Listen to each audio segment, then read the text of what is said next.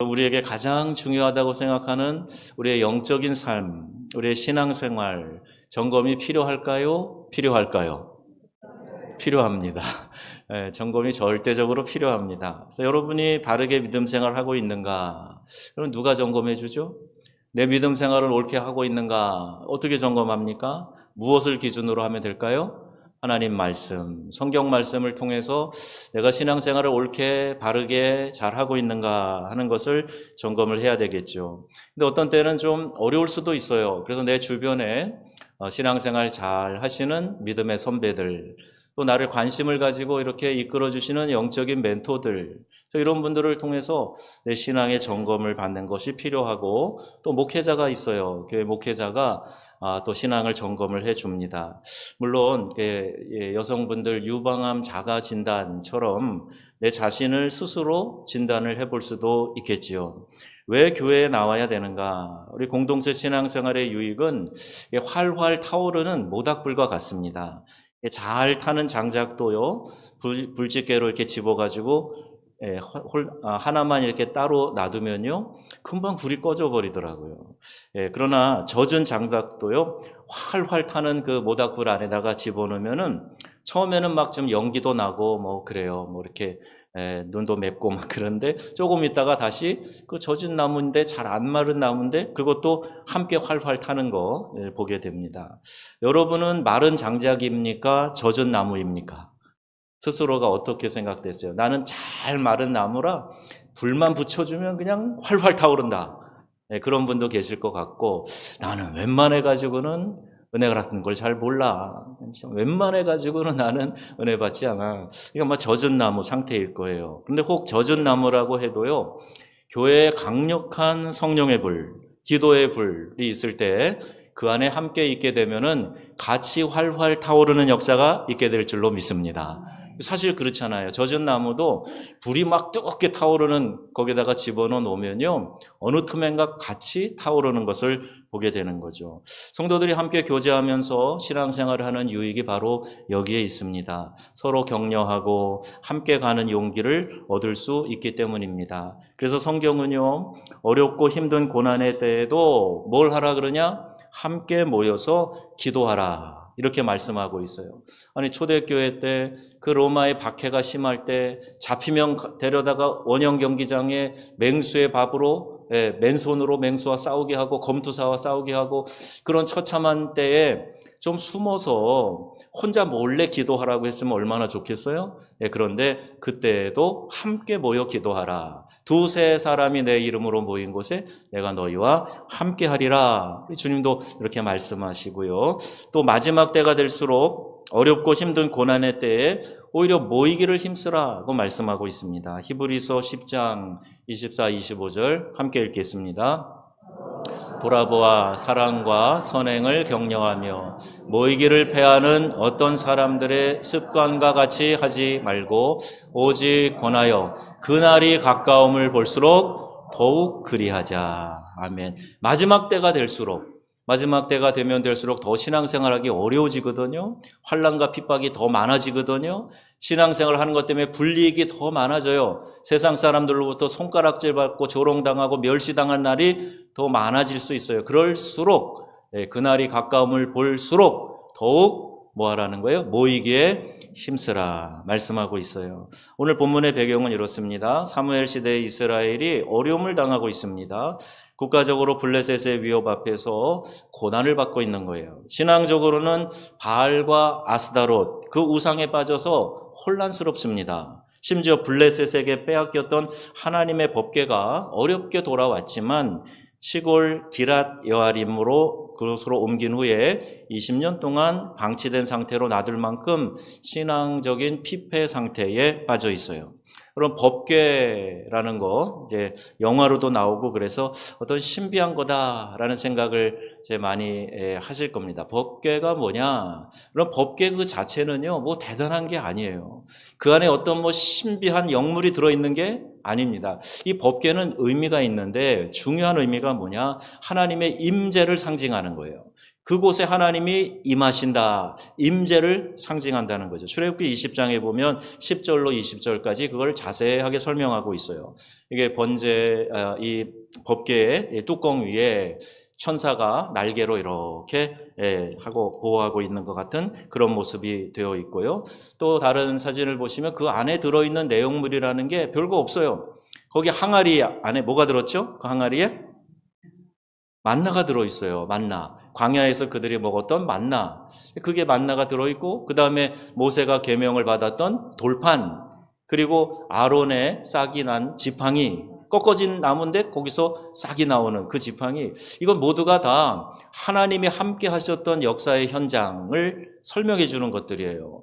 그것이 그 법궤 안에 들어 있습니다. 뭐 대단한 금붙이가 있는 것도 아니에요. 그런데 이렇게 중요한 하나님의 임재의 상징들이 들어있고, 이것을 제사장들이 조심스럽게 옮겨요. 마구 가져가는 게 아니에요. 이렇게 제사를 드리며 번제를 드리며 한 걸음 한 걸음 조심스럽게 옮겨가고, 이제 저녁에 진영에다가는 이렇게 지성소의 안에다가 이 장막 안에다가 두고, 그리고 앞에 이제 번제단도 있고, 그제 이렇게 천막을 쳐 있는 그 진영의 모습도 보이게 되죠. 그리고 성경에 보면은 이 요단강을 건너고 나서 처음에 이제 길가를 통해서 실로에서 또 에베네셀 옮겨지고, 그리고 이것이 이제 블레셋 땅으로 들어갑니다.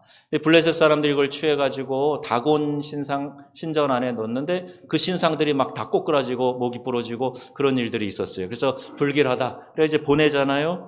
법궤를 이제 다시 돌려보내는데 이것도 굉장히 조심스럽게 이 사람들이 다루지 못해서 또 많은 참사를 겪기도 합니다. 그러다가 이 법궤로 인하여서 많은 사람이 죽게 되었을 때 다윗이 왕이 된 다음에 법궤를 예루살렘으로 운반하던 중에 소갓뒷으로 웃사가 법궤를 만졌죠. 죽임을 당해요. 그래서 다윗성으로 바로 들이지 못하고 이걸 다시 기랏 여아림에 둡니다. 거기에다가 두고 있는 동안에 오베데돔의 집은요 복을 많이 받아요. 아니 누구는 하나님의 임재의 상징을 잘못 들여다보고 손으로 막 만지고 그래서 큰 재앙을 받았는데, 누구는 이 법궤를 집에다 이렇게 모신 걸로 인해서 큰 복을 받는 그런 대조적인 내용이 성경에 기록되어져 있어요. 여러분, 눈에 보이지 않는 하나님께서 임재하시고 함께 계신다 하는 상징이 내게 있을 때 이것을 축복으로 알고 누리는 분이 있는가 하면 20년 방치된 법궤처럼 방치하는 그런 사람도 있어요. 신앙생활할 좋은 기회를 얻었고 이렇게 아름다운 성전에서 우리 사랑하는 성도들이 함께 많이 모여서 예배하고 찬양하고 기도하고 이런 감격이 있는데 나는 그냥 방치하는 거예요. 내 신앙을 방치하는 거예요. 하나님을 가까이 하고 하나님이 나와 함께하는 그런 순간순간들이 있음에도 불구하고 그걸 그렇게 중요하게 여기지 않고 우선순위에 두지 않는 그런 사람들도 있다는 거죠. 성경을 열면 은혜가 임하고 하나님이 함께하신다 하는 것을 알 수 있는데, 그것을 알면서도 오늘 기도도 그렇게 해주셨잖아요. 우리가 잘 아는데 알면서도 그걸 잘 하지 않는 거예요. 성경책을 몇 년씩 사용해도 아주 새 것인 것 같은 그런 분들이 있어요. 제가 신방을 해보면요, 물론 새로 사서 그럴 수도 있는데요, 몇 년을 그 책을 썼는데도 성경이 새 거인 사람들도 눈에 띄더라고요. 새 성경을 가지면 잘 안 찾아집니다. 저도 새 성경을 구입하면요, 저도 찾는데 시간이 걸려요. 자꾸 이렇게 뒤지고 열어보고 펼쳐지고 그래야 이제 성경이 부들부들해지고 잘 찾아지거든요. 새 성경책이 잘 안 펴져서 빨리 찾지 못하는 그런 때도 있어요. 손때 묻은 낡은 성경책, 밑줄을 긋거나 또는 눈물이 떨어져서 마른 그런 보배 같은 성경책, 이건 참 귀한 거예요. 오늘 저녁에 제 아내가 성경 읽은 데를 막 이렇게 여러 색깔로 표시해가지고 이사야 41장을 저한테 들이댔는데 이렇게 보니까 정말 주옥 같은 말씀들을 막 색깔을 칠해서 했더라고요. 여러분, 이렇게 흔적도 남기고 또 성경을 읽다가 뭐 눈물 자국도 좀 남기고 그러면 이게 정말 보배로운 그런 책이 되지 않겠습니까? 예배 드릴 때 내가 앉는 자리, 물론 익숙하고 편해서 그럴 수 있는데 어떤 분들은요, 내 자리에 누가 앉았다고 막 역정내고 막 저리 가라고 막 그런 분도 제가 몇 분 봤어요. 내 자리만 고수하지 말고 여러분, 기도의 자리가 있잖아요. 나의 기도의 자리는 어딘가? 나의 기도의 자리를 좀 내 몫이 있는데 이 몫을 잘 지키고 내 기도의 자리를 지켜야 될 텐데 그건 안 하고 예배 때 와서 그냥 내가 익숙하고 편한 자리만 지키려고 막 아기다툼하고 그건 뭐 좀 이상하지 않아요, 여러분? 이런 공경 중에 있는 백성들이 하나님 찾기를 갈망하자 선지자 사무엘이 백성을 향해 외칩니다. 사무엘상 7장 3절, 5절 말씀이에요. 다시 한번 읽겠습니다. 만일 너희가 여호와께 돌아오려거든 이방 신들과 아스다롯을 너희 중에서 제거하고 너희 마음을 여호와께로 향하여 그만을 섬기라. 그리하면 너희를 블레셋 사람의 손에서 건져내리라. 아멘. 연초라 여러분 토정 비결 보러 가신 분 손 들어보세요. 아니, 한국 사람 한 20% 이상이 그건 뭐 어때요? 이렇게 대답을 했다는 거 아니죠. 우리 교회 다니는 우리 한국 성도들이 목회 데이터 연구소에서 그 조사하고 발표를 했는데 다들 의아해했어요. 정말 그럴까? 부적을 쓰고 뭐 점을 치러 다니고 뭐 그러는 거에 대해서 뭐 어때요? 하는 기독교인들이 그렇게 많다는 거예요. 4명 중 하나 아니에요? 4, 5명 중에 한 명이 괜찮다 그러면 큰일 난 거죠, 여러분. 여러분, 하나님은요, 오직 하나님 한 분만을 섬기기를 원하십니다. 다른 신들과 비교돼서 질투해서 그러시는 하나님이 아니고요. 우리를 너무나 사랑하시기 때문에 다른 어떤 존재에게도 가서 머리 숙이다든지 찬양한다든지 그거를 원치 않으시고 다른 어떤 신이라고 하는 사람이 만들어낸 그거에 가가지고 절하고 하는 거 하나님이 가증히 여기신다 그랬어요. 절대 그렇게 하시면 안 됩니다. 온 이스라엘을 미스바로 다 모이라고 하고서는 너희들이 정말 전심으로 여호와께 돌아오려거든 이방 신들과 아스다롯 그 다 너희 중에서 제거하라. 이들이 야훼 하나님을 안 믿은 게 아니에요. 야훼 하나님을 조상 때부터 믿어왔어요. 그런데 눈에 보이지 않으니까 눈에 보이는 그 근동의 신, 형상으로 만들어진 풍요와 다산의 신, 그거 보기만 해도 위용이 있고 뭔가 있을 것 같으니까 그 앞에 가가지고 비나이다 비나이다 하는 그런 못된 버릇이 있었던 거죠. 그거 다 제거하기 전에는 안 된다. 제거하라 말씀하시는 거예요. 그러면 내가 블레셋 사람의 손에서 너희를 건져낼 것이다. 온 이스라엘은 미스바로 모이라. 내가 너희를 위하여 여호와께 기도하리라. 사무엘 선지자가 이제 도전하는 겁니다. 그렇게 얼치기처럼 여기 기웃기웃 하지 말고 마음을 좀 정확하게 해라. 너네들이 하나님만을 섬길 거면 그렇게 해라. 마치 엘리야가 도전했던 것처럼요. 사무엘이 지금 그렇게 하는 거죠. 바알, 아스다롯은 이게 바알의 짝이에요. 아세라, 바알의 어머니예요. 그리고 그들이 섬기는데 바알의 사제들은요, 칼로 자기 몸을 자해합니다. 그러면서 피를 흘리고 그 바알이 그렇게 할 때 비를 준다. 풍요하게 해준다 이렇게 생각을 하는 거예요. 난잡한 성관계로 변질되는 그런 종교가 이 바알 종교입니다. 여러분, 이 바알 종교를 숭배하는 것은 이스라엘로 하여금 부정하게 만드는 것이고 하나님께서 가증히 여기시게 하는 그런 행위들이었던 거죠. 오늘 우리 시대에도 바알과 아스다롯이 있어요. 성적인 자극과 쾌락을 쫓는 우상 숭배, 돈이 우상인 시대, 성공이 우상인 시대, 자녀가 우상인 시대, 이와 같은 것들이 이 시대에 아스다롯, 바알을 섬기는 것이다. 여러분, 이 말씀 앞에서 백성들이 즉각 반응합니다. 이스라엘 백성들이 우상을 다 버려요. 그리고 미스바에 모여서 물을 길어서 여호와 앞에 붓고 종일토록 금식하며 회개합니다. 여러분, 우리가 미스바 그러면 부흥회만 생각해요. 옛날엔 미스바 부흥회 막 이름도 붙였어요. 그러니까 부흥회를 많이 생각을 하는데 이 부흥이 어떻게 일어났는가를 면밀히 좀 살펴보아야 됩니다. 그들이 모여서 물을 길어 여호와 앞에 붓고 금식하는 거예요. 하나님만을 철저히 의지하겠다는 그 행위가 바로 금식기도입니다. 미스바는 베냐민 지파에 속한 정치 종교적으로 아주 중요한 요충지였는데요. 이곳은 사방이 이 내리바지로 되어 있고 둥근 석회암으로 되어 있는 그런 곳이, 우리 한국으로 말하면 뭐 여의도 광장 같은 그런 느낌의 곳에 그들을 다 모이게 한 겁니다. 사무엘상 7장 2절 하반절에 보시면 이스라엘 온 족속이 여호와를 사모하니라 이렇게 되어 있어요. 하나님을 사모하는 것은 하나님의 은혜요, 하나님이 주시는 축복이에요. 여러분, 오늘 이 자리에 예배자로 있는 것은 하나님의 은혜요 축복임을 믿으시기를 바랍니다. 갈 곳도 많고 부르는 곳도 많고 할 일도 많지만 하나님이 복 주시기 위해서 오늘 우리를 이 자리에 있게 하셨다 하는 사실을 꼭 기억하셔야 되고요. 그렇게 하나님께 부름받은 사람들이 해야 될 중요한 일이 뭐냐? 6절 보니까요. 우리가 여호와께 범죄하였나이다. 이런 이스라엘 백성들을 하나님께서는 블레셋과의 싸움에서 크게 이기게 하셨어요.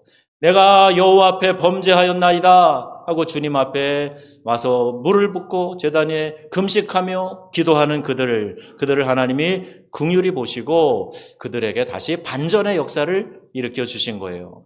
여러분 인생이 역전되는 인생 되시기를 축복합니다. 그러려면 그 반전을 일으키는 가장 중요한 단초가 뭐냐? 하나님 앞에 바로 서는 겁니다. 내가 하나님 앞에, 주님 앞에 회개할 것들을 다 회개하고 하나님 앞에 제단에 기름 붓듯이 물을 붓고 그리고 하나님 앞에 주님만 의지합니다라는 뜻으로 작정하고 기도하는 거, 이걸 하나님께서 긍휼히 여기신다는 거예요. 그래서 잃었던 땅을 회복해 하셨습니다. 그리고 사무엘이 있는 동안 블레셋이 이스라엘 땅을 넘보지 못하도록 지켜주셨어요.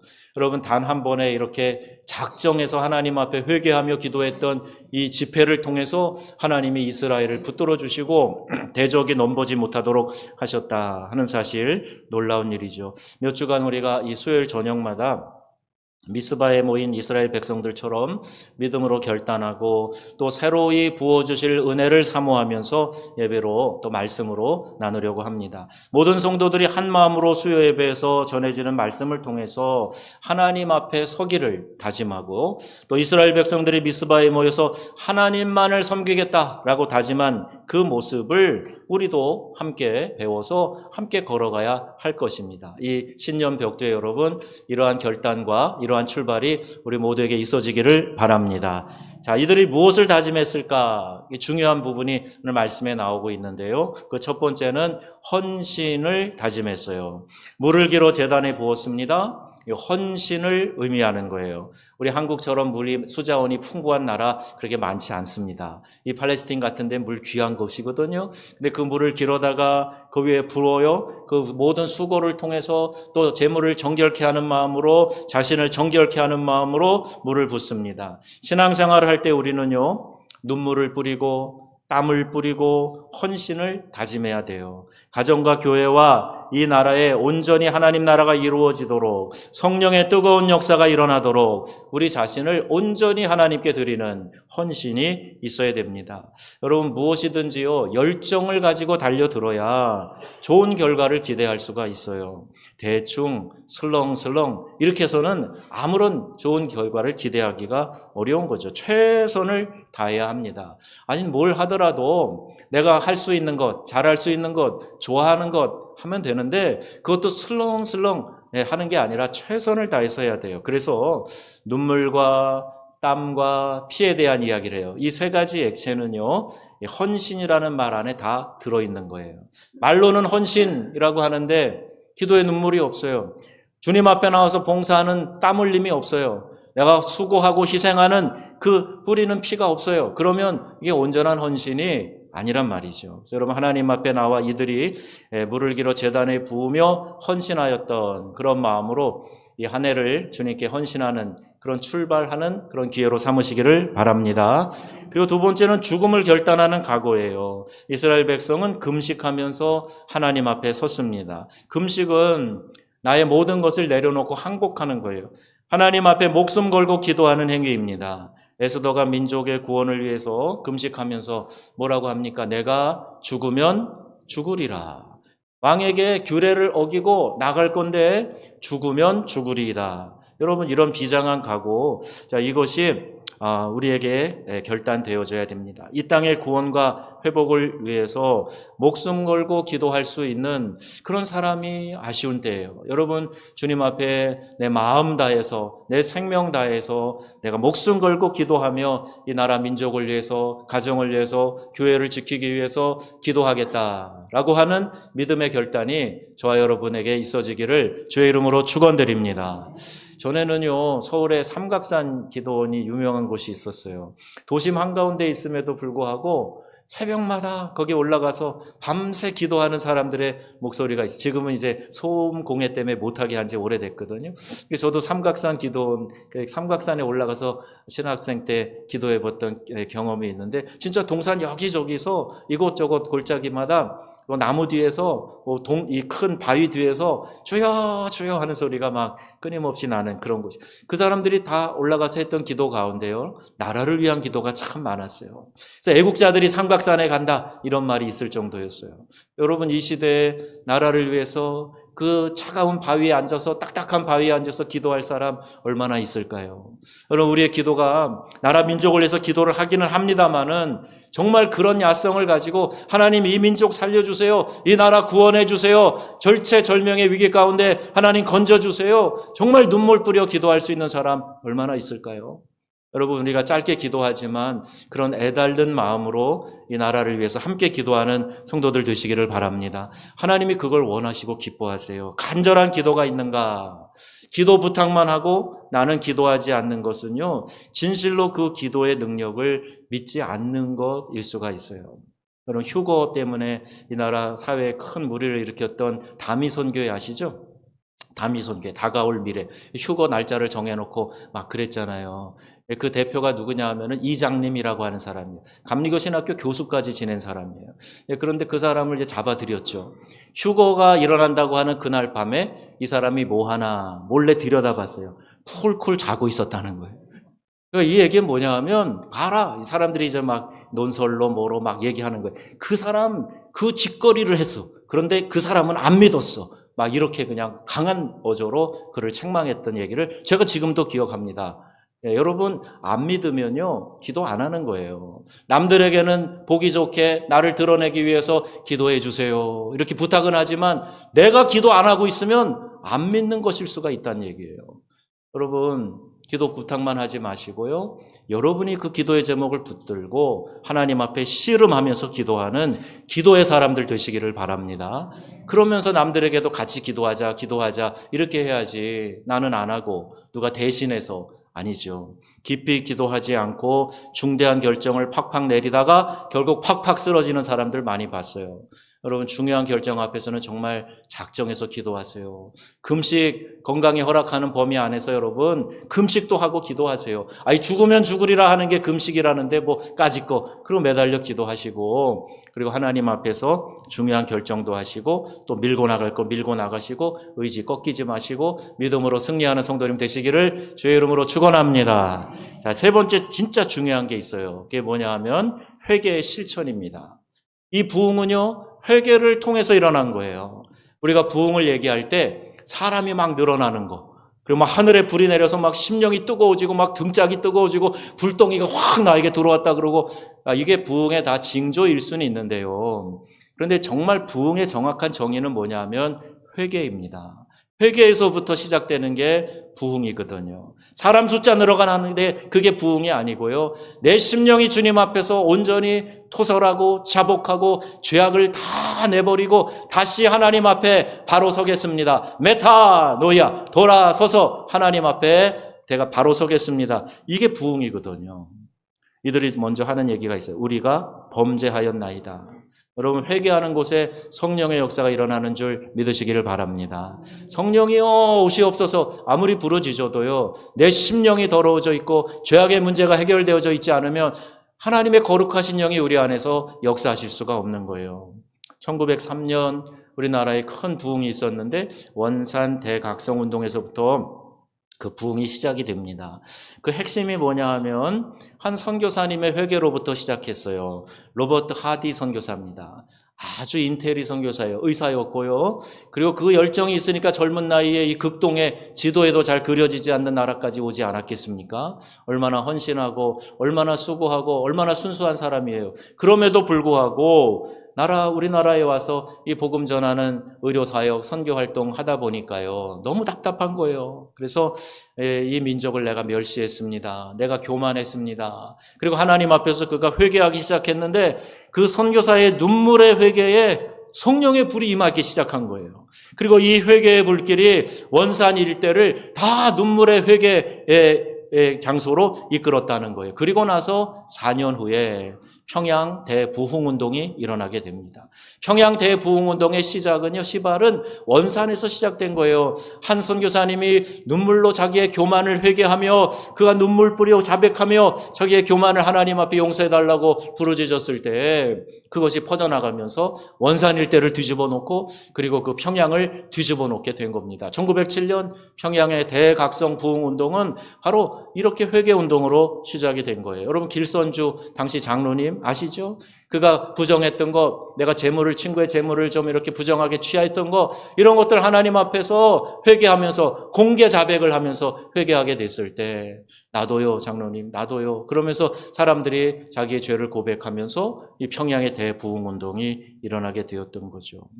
여러분, 회개한 심령들 가운데 성령의 놀라운 역사가 일어난다 하는 걸 기억하시고요. 그리고 우리가 하나님의 은혜를 사모하면서 이 회개의 실천이 있어야 할 것입니다. 미스바는 회개의 자리예요. 이 수요일 밤 여러분 기도회가 회개와 부흥의 자리가 되기를 바랍니다.